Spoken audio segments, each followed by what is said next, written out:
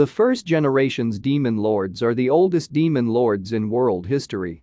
Historically, they have had a close connection to the creator and have played major roles in shaping the current world. In order, they were Guy Crimson, Milim Nava and then Ramiris.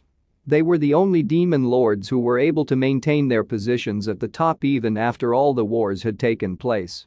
Let's start with Guy Crimson, also known as Rogue, is known as the oldest of the primordial and the first demon lord. As the oldest demon, he was called and used countless times and fought against countless enemies until he reached the stage of an archdemon, the top of the natural evolution chain of the demon race. As a demon, he seeks for more power and more freedom to rule however he wants. So, after summoning him again, he decided it was his last. He accepted his summoner's desire to annihilate an enemy nation, but he took the life of his own country in return as compensation. After being named, he realizes that he has awakened as a true demon lord. Following after, he summoned two archdemons. They were given physical bodies as well as an evolution to the demon peer. Guy gave them the names Misery and Rain, reflecting the suffering of mankind and the rain of blood that fell wherever Guy followed, and sent them to fulfill the contract of eradicating the enemy nation. Soon after Guy woke up as a demon lord, another did the same. It was Milim Nava. She is one of the strongest and oldest of all the other demon lords, known as Destroyer, a demon lord with the threat level of disaster. Milim is an indifferent individual who just wants to do something to avoid her boredom. She is the daughter of the true dragon Veldanava and Lucia. Milim grew up never seeing the faces of her parents, with her pet dragon as her only friend, created by Veldanava with the intention of becoming a potential vessel for her reincarnation, which never became true because the pet dragon was killed by a country that targeted Milim. In her anger, Milim destroyed the country and awoke as the second true demon lord. Moreover, her rage caused him to lose all reasoning and consciousness, prompting Guy Crimson to quarrel with her in an attempt to stop her rage. That battle continued for 7 days and 7 nights, transforming the fertile lands of the West into a barren desert. Ramiris, the Queen of Spirits, later intervenes in the fight to help calm Milim down. The three eventually became good friends and met and talked regularly. Did you know, Milim had no one she considered as true friend before she met Rimuru. She was just looking for anything that could stimulate her and alleviate his boredom, treating most of the weaker than her as mere toys. However, after she met Rimuru, she was shown the many faces of entertainment offered by Tempest City, and her violent temper mellowed as a result. She considers Rimuru as her only true friend and her bestie. The last one is Ramiris. She is the only one of the first generation's demon lords who was not a true demon lord, meaning she was self-proclaimed. She is also the saint's guide, giving divine protection to heroes. She keeps the balance of the whole world. But during the battle between Guy and Milim, the one who regained Milim's sanity was Ramiris. In the process, the leader of the spirits Ramiris pulled out the evil magic of the demons and the powerful aura of the dragons and began to change, becoming a demon lord, and she was able to suppress Milim's fury and regained her consciousness, and the battle ended. Ramiris inherited herself from previous generations. She previously ruled as Queen of the Fairies, but after reaching the pinnacle of power beyond which she could not thrive, she decided to separate herself. And in each of these child clones, she gave a sense of self. So, when they grow up, they will probably surpass the original. The flaw is their weakness during childhood. A race that constantly strives to grow in weakness. Among all demon lords, she alone possesses such hereditary abilities. Most people don't recognize her as a demon lord due to her appearance until they realize she is the reincarnated queen of the fairies. The next is the second generation of demon lords, are the demon lords who came after the first, during the many wars fought in ancient times for supremacy. They are inferior to the first generation, but still considered incredibly powerful and far superior to the third generation demon lords. Let's start with Dagrule. He was the first of the second generation of demon lords to appear. Initially, Dagrule was a wholly attributed associated with the giants who were given the duty to guard the gateway to Veldanava's heaven. Yet with the death of his master, and the rapid development of the human race, and the rapid persecution they bear as giants, fairies, and spirits, and their actions persecute and hunt giants and kill theirs. Because of this development, Dagrule was forced to kill many people to defend his subjects and continue his duty to guard the gateway. It later caused him to inadvertently feed his demon lord seed and accelerated his transformation and awakening as one despite his own divine powers resisting change. However, humanity continues to attack and hunt down the giants and thus force Dagrule to kill scores and many of them in their defense until eventually he becomes a full-fledged demon lord. Next is Luminous Valentine. She is the ruler of all the vampires and possibly the second true demon lord of the second generation to appear. Although the exact circumstances of how she became one are unknown, Luminous, who managed to evolve into one, proceeded to find his own country being filled by her fellow vampire called Night Rose. However, due to the frequent destructive rampage of Storm Dragon Valdora, the first country of the Luminous faced complete and utter destruction and forced her to escape from its destruction and start again from scratch to create another domain for herself by waiting for the appropriate opportunity.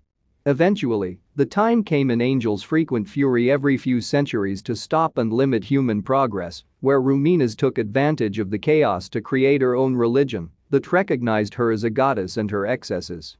That power to support, she claimed, her newfound faith immediately captured the attention and devotion of many human survivors. It caused her to successfully lay the foundations for the rise of the Holy Empire Ruberios, to be filled with people who would then lay the foundations for her hidden vampire empire, which would sustain her human empire. The last one is Dino, also known the title of Sleeping Ruler. Dino is a lazy individual who likes to waste time sleeping. Despite this, he still cares about his image and doesn't want to stand alone anymore. Did you know he was formerly an angel who was not only the strongest of him, but also became the leader of the original 13 seraphim, the most powerful angels of heaven, who served directly under the creator of the world, Star King Nava. Yet with the death of his master and Lucia, Dino subsequently gaining an ego due to the anger, resentment, and despair he felt on Earth for killing his master. Dino destroyed the whole country that brought this about and thought of destroying the entirety of the world, but changed his decision after noticing an orphaned Milim. His entire reason for living was to protect her. Dino became a fallen angel and then has evolved to become a true demon lord. Third-generation demon lords were the demon lords who caused most of the chaos during the first arcs of the story. At the time of the introduction to all the demon lords, Kazarium was not mentioned to be part of the 10 great demon lords. However, considering that Leon Cromwell killed him and taken his seat amongst of the group about 300 years ago, it can be assumed that he was probably also part of the third generation. Let's start with Kazarium with his new identity as Kigali. He was the first known demon lord of the third generation, and in his time as one of the 10 great demon lords, he became known as a well-known scheme that constantly tried to increase his power within the faction by finding and recruiting potentially powerful allies under him. As can be seen where he helped Clayman to become a demon lord, Carrion established his position among the 10 and attempted to take Leon as a subordinate and offered to be made demon lord. Kazarium later lost both his position and seat in the middle of the Council of Demon Lords after he was defeated and killed by Leon Cromwell, who then took his position and territories as his. But Kazarium was able to survive by escaping with his astral body and now occupies a homunculus body in the shape of a female elf. Taking on Kigali's new identity, he began serving under Yuki Kagurazaka as a secretary while still influencing the world with the help of his constituents from the moderate Harlequin Alliance. Next is Leon Cromwell, is the second youngest in the third generation of demon lords to gain his position by fighting and killing Kazarium and taking his territory and spot among the demon lords after the latter attempted to make him his subordinate. He is an otherworlder who became a hero who used to be known as the Platinum Saber, unique from other demon lords. Leon is in fact not a demon lord or any kind, but rather a personality on a similar level to a true demon lord, a true hero recognized by the voice of the world, and was simply recognized and given the title Demon Lord for his defeat of Kazarium. He is made both a revealed self-proclaimed demon lord and a true demon lord because of the same level of existence and power that his true hero title possesses. The next 3 demon lord are Carrion, Free, and Clayman all are part of the next generation of the third. The three became demon lords at about the same time, and as such have known each other for the longest time, and have been shown to work together in pursuing their goals together. Due to the three being a younger generation of demon lords and consequently having a lesser advantage in terms of personal power, strength, and military resources over the first and second generations of demon lords, is known to continue trying to become stronger by improving or enhancing their own abilities and recruiting powerful individuals in their respective groups' countries to combine enough power to overthrow one day the first and second generations of demon lords. As seen in their plot, to create a puppet demon lord under their control to further give them an edge in the 10 Great Demon Lord Council. This is due to their three being self-proclaimed demon lords rather than the truly recognized voice of the world, and thus have been weaker than the two generations carrying a wide margin. Last but not the least, Rimuru Tempest is the youngest who becomes successfully evolved into a true demon lord after defeating the Falmuth Kingdom by sacrificing 10,000 souls to gain that power and ascend the title of a true demon lord. After that he resurrects Xian and the other fallen Tempest citizens.